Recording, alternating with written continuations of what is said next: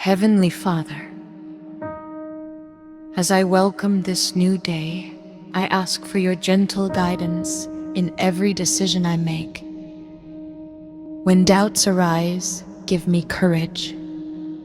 When fear tries to take over, fill my heart with the strength that comes from trusting you. Help me walk with confidence, knowing you go before me. Let your wisdom shape my choices and your peace steady my mind. May I carry kindness wherever I go, and may your light shine through my words and actions. Thank you, Lord, for never leaving my side.